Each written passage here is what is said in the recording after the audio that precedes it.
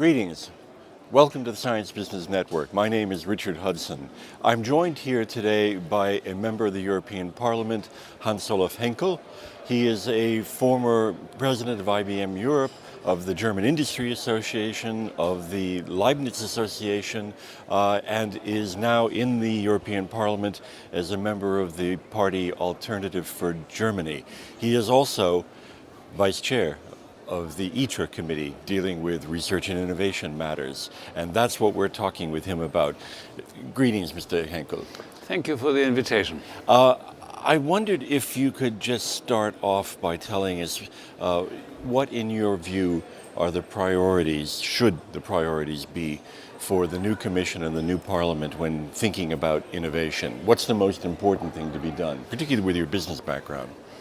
Well, since we are talking about the Industrial and Research Committee, I'm extremely worried by the ongoing deindustrialization of Europe, especially of Southern Europe. And I think that subject hasn't been really focused on.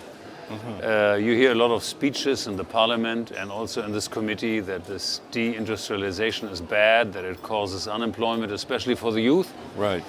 But they don't focus on the causes, and I'm there to try to get them to focus on the causes. And what are they? Well, they have nothing much to do with industry or with research. They have something to do with the euro, because it is very obvious to the economists in the south and the north that the euro is much too strong for France and for Greece and for Portugal and for Italy. They find it increasingly impossible to sell their goods on the world market. On the other hand, Germany exploits it. The euro is much too weak for Germany, and we are swamping the world with our exports. So here you have the reason for the deindustrialization in the south of Europe, at least one major reason. Okay, but of course you can also think of countries that are not in the Eurozone that have had a kind of deindustrialization. The UK, for instance, is a much reduced manufacturing base than before. Yes, that is very true, but I am of the opinion that the UK has a good chance to come back in the industrialization. They have a less ideological focus on the energy situation. Yeah. They are considering fracking, they are considering the entering or re-entering of nuclear energy.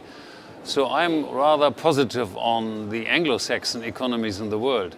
I think that the Eurozone itself is doomed to a very long period of bad times. Yes. Now, of course, with your party, this has been one of the planks that you have been, of the party anyway, that you've been talking about on regarding the euro. When it comes into does this issue, however, fit into the ITRE committee? I mean, it's not exactly the Economic and Monetary Affairs Committee. So what do you do about that? No, you're absolutely right, but I think this is the problem of the entire Commission. They are making a big circle around the real issue and the real problem of the Eurozone. So I think it is good for all committees to focus on the reason for the bad state of the Eurozone. But when it gets to the committee itself, I think there are also a number of other things to focus on. For instance, one has the impression as if the entire future of European research and innovation depends on the EU. This is rubbish. 94% of all research activities in the EU are taking place in the countries without involvement of the EU. Yeah. And by the way, 2/3 of the entire research and development spending is coming from private sector.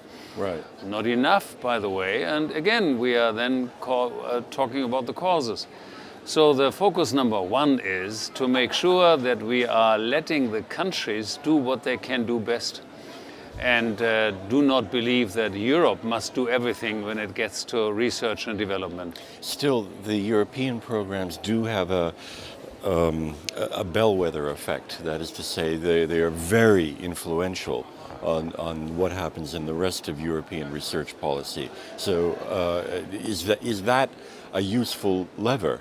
Yes, it is a useful lever depending on what they do. For instance, for projects which are crossing borders, then of course the EU has a legitimate role. Right. Or for projects where even big countries can't afford to finance them themselves. But I'll give you an example. One of the biggest research projects in Europe is CERN.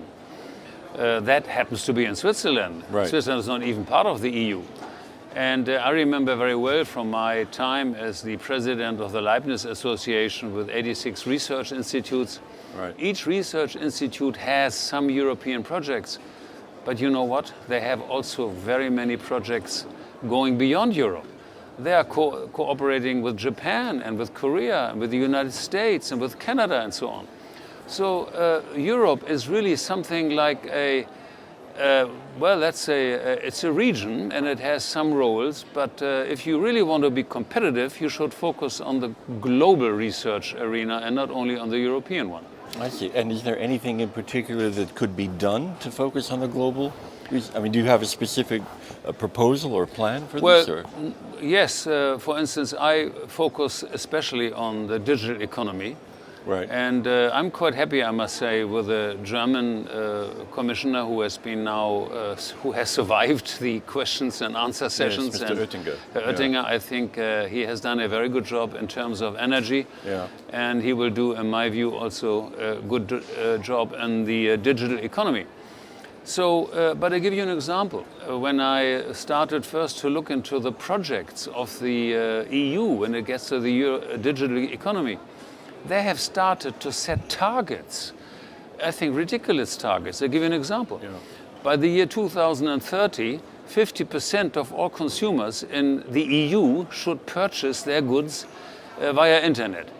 Now, first of all, I don't think it's any business of Brussels to determine whether the UK or Germany should buy digitally or they should go back to their cities and buy it in a shop. But these aren't legally enforceable targets. I mean, they're Yeah, economic desires. Well, right? look, they have hardly any enforceable targets.